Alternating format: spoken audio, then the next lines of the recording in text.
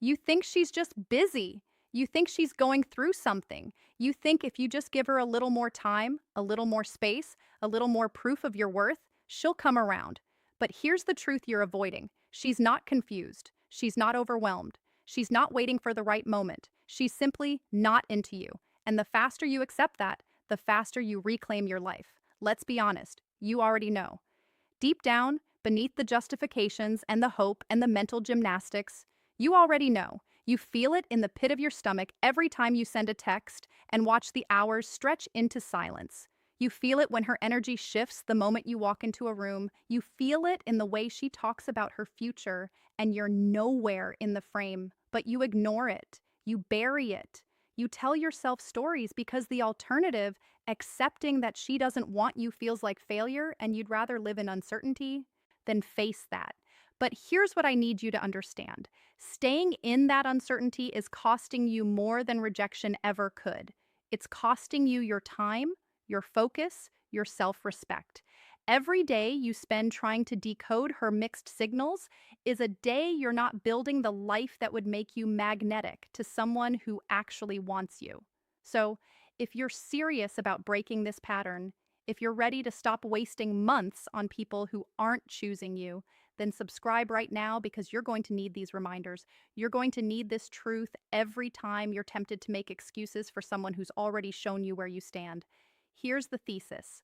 When a woman is not why men miss these signs into you, she doesn't sit you down and explain it. She doesn't owe you a PowerPoint presentation breaking down her feelings. Instead, she shows you through patterns, through distance, through 1,000 small behaviors that all point to the same conclusion. And if you're paying attention, if you're willing to see reality instead of protecting your ego, you'll recognize them immediately. Let me walk you through exactly what those behaviors are. Number one, her responses are short, delayed, and empty of curiosity. When a woman is into you, conversations flow. She asks questions. She volunteers information about her day, her thoughts, her life. She's curious about yours. She remembers details. She follows up. But when she's not into you, you get one-word answers. Huh? Yeah, cool. You text her a paragraph and she replies with a sentence.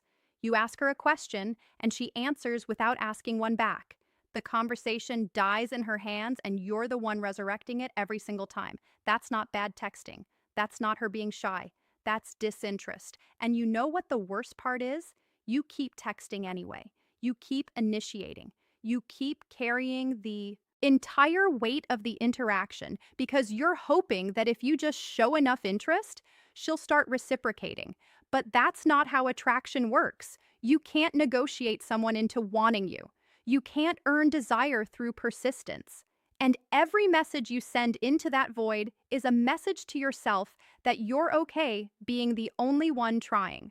Number two, she's always busy but never offers alternatives. Listen carefully. Everyone, sign.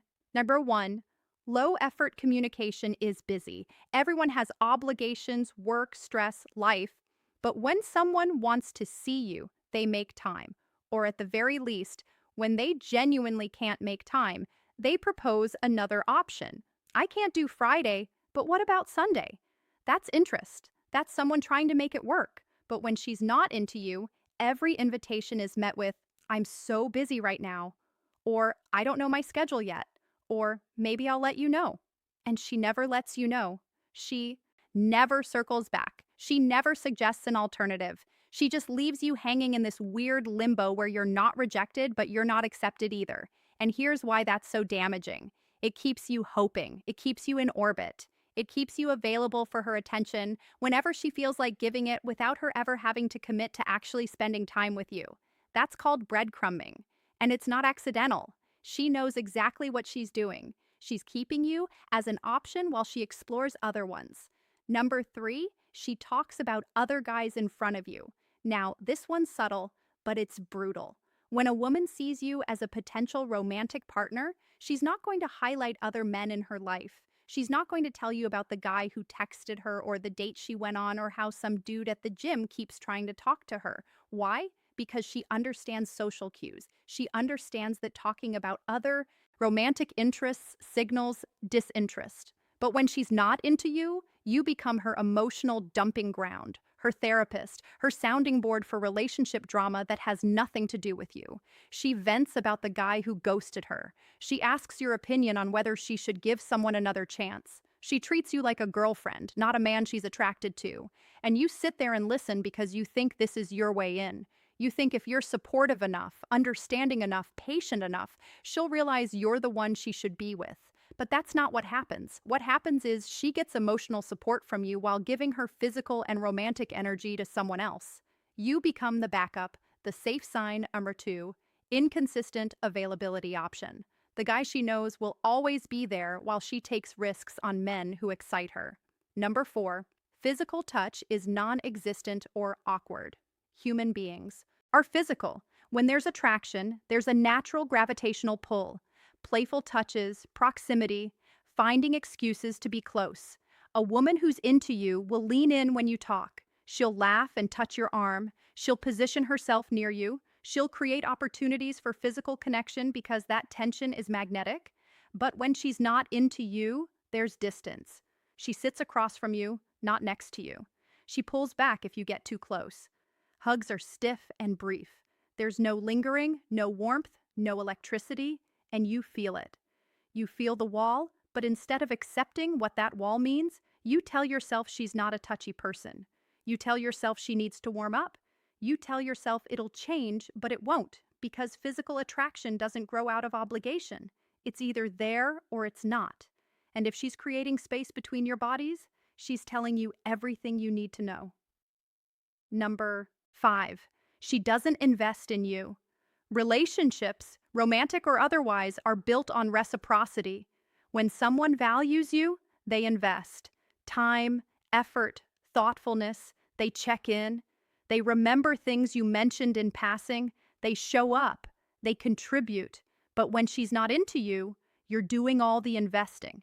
You're planning the hangouts. You're driving to her. You're paying for everything. You're remembering her birthday, her favorite coffee order, the story she told you 3 weeks ago. And what's she doing? The bare minimum. She shows up when it's convenient. She lets you lead every interaction. She accepts what you give, but offers nothing in return. And here's the part that stings. You notice. You see the imbalance, but you don't address it because you're afraid that if you stop carrying the relationship, it'll collapse. And you're right, it will, because she's not holding up her side. She never was. Number six, she keeps sign. Share 3, emotional distance. Things surface level.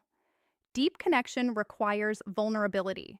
It requires sharing fears, dreams, failures, truths. When a woman is into you, she opens up. She lets you see the real her, not just the polished version. She wants you to know her. But when she's not into you, every conversation stays light, surface, safe. You try to go deeper and she deflects. You ask meaningful questions and she gives shallow answers. She doesn't tell you what keeps her up at night or what she's working toward or what scares her because she doesn't want that intimacy with you. She doesn't want to be known by you in that way. And you can sense it. You can feel the wall she's put up. But instead of respecting it, you keep trying to break through, thinking that if you just ask the right question or create the right moment, she'll finally let you in. But she won't because letting you in would mean something, and she doesn't want it to mean something. Number 7, your gut tells you something's off. This is the big one, the one that overrides everything else. Because you can rationalize behavior, you can excuse patterns, you can reframe distance as caution and disinterest as shyness, but you can't lie to your gut. And your gut already knows. It knows in the silence after you text her. It knows when you see her light up for someone else in a way she never does for you. It knows when you're alone at night replaying interactions, searching for signs that aren't there. Your gut knows she's not into you, but your ego won't let you accept it, because accepting it means letting go. And letting go feels like losing. So you override your instincts. You ignore the discomfort. You stay in situations that don't serve you because walking away feels harder than staying stuck. But here's what you need to hear. Your gut is not your enemy, it's your most reliable advisor. And when it's screaming that something's wrong, it's not being paranoid. It's protecting you from wasting your life on someone who's already decided you're not what they want. Now, let's talk about why this sign number 4, no curiosity about you happens. Why do women do this instead of just being direct? Why the distance, the mixed signals, the slow fade instead of a clean, I'm not interested? A few reasons. One, conflict avoidance. Most people, men and women, don't like confrontation. Rejecting someone directly is uncomfortable. It's awkward. It risks hurting feelings or causing a scene. So instead, they create distance and hope you get the hint. 2, ego protection. She likes the attention. She likes knowing someone's interested. It feels good to be wanted, even if she doesn't want you back.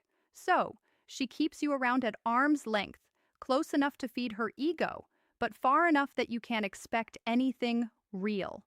3, genuine uncertainty, but only for a short window. Maybe she wasn't sure at first. Maybe she was figuring it out. But here's the key: that uncertainty doesn't last long. Attraction clarifies fast. And if weeks or months have passed and she's still giving you breadcrumbs, it's not uncertainty anymore. It's a decision she's decided. She's just not telling you. And here's what this costs you. Every day you spend orbiting someone who doesn't want you is a day you're not available to someone who would. Every ounce of energy you pour into trying to win her over is energy you're not putting into your purpose, your growth, your life. You stop working out because you're too emotionally drained. You stop pursuing opportunities because you're distracted. You stop showing up as your best self because you're stuck in your head trying to figure out what you did wrong or what you need to do differently.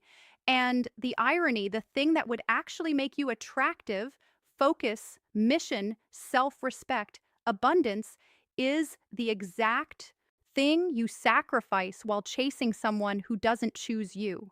You become less of the man you need to be because you're trying to be enough for someone who's already decided you're not. So, let's reframe this. Recognizing that she's not into you is not a loss. It's clarity, it's freedom, it's the sign number 5. You initiate everything, data you need to stop wasting your time and redirect your energy towards something real. Because here's the truth: you don't want someone who's lukewarm about you. You don't want someone you have to convince. You don't want a relationship that starts with you proving your worth. You want someone who sees you and knows, someone who matches your energy, someone who's excited to be in your life, not tolerating your presence and theirs. Let me paint you a picture of the man who understands this. He doesn't chase, not because he's playing games, but because he knows his value. When he notices disinterest, he doesn't spiral. He doesn't overanalyze. He doesn't double down. He accepts it, respects it, and moves on. He doesn't take it personally because he knows attraction isn't a reflection of his worth. It's just compatibility, timing, preference. He doesn't beg for attention because he's too busy building a life that's worth paying attention to. He doesn't orbit women who don't choose him because his time is too valuable. He doesn't need closure or explanations or validation. He trusts his instincts, honors his boundaries, and walks away from anything that doesn't serve him. And because of that, because he's grounded, self-assured, and selective, he's magnetic. Women notice. They respect it. They're drawn to it. Not all of them, but the right ones. The ones who match his energy. The ones who don't need to be convinced. That's the man you need to become. And here's how. Stop initiating immediately. If you've been the only one reaching out, stop. Not as a test, not as a game, but as a boundary. If she's interested, she'll notice your absence and reach out. If she doesn't, you have your answer. And that answer, as painful as it might be, is the gift of clarity. Redirect your energy. Take everything you were investing in her and put it into sign number 6. No future talk yourself. Your body, your skills, your goals, your circle, your purpose. Become the kind of man who doesn't have time to chase because he's too busy building. Set a standard. Decide right now that you will only invest in people who invest back, that you will only pursue people who make it easy, that you will never again tolerate one-sided effort, and hold that line. Trust your gut. The next time your instincts tell you something's off, don't rationalize it away. Don't make excuses. Don't wait for more proof. Trust it. Act on it. Walk away. Detach from outcomes. Stop trying to control whether she likes you. Stop trying to be enough. You already are. Enough. For the right person, you won't have to try. And for the wrong one, no amount of trying will ever work. Here's the bottom line. You are not a backup plan. You are not a placeholder. You are not a therapist or an ego boost or a safety net. You are a man with value, purpose, and standards. And the moment you start acting like it, the moment you stop tolerating disinterest and start demanding reciprocity, everything changes. Not because women suddenly want you, but because you stop giving your energy to the ones who don't. And that shift, that reclamation of your time and attention and self-respect is what makes you magnetic. She's not into you. And that's okay because you're not for everyone and everyone's not for you. Your job is not to win over people who don't choose you. Your job is to become so clear on your value, so committed to sign number 7. Relief. When you pull back your path, so grounded in who you are that the right person recognizes it immediately. And they do more than recognize it, they match it. You are the answer, not her validation, not her approval, not her finally coming around. You, your focus, your discipline, your standards, your refusal to settle. That's what changes everything. If this hit you, if you felt that pull to stop lying to yourself and start demanding better, then subscribe because you're going to need this. You're going to need the reminder when you're tempted to text her again. You're going to need the truth when everyone else is telling you to keep trying. You're going to need the clarity when your emotions are trying to override your instincts. This is where the real work happens. This is where men who are tired of being options become men who set the standard. And you belong here now. Go reclaim your time, reclaim your energy, reclaim your life, and stop waiting for permission from someone who's already told you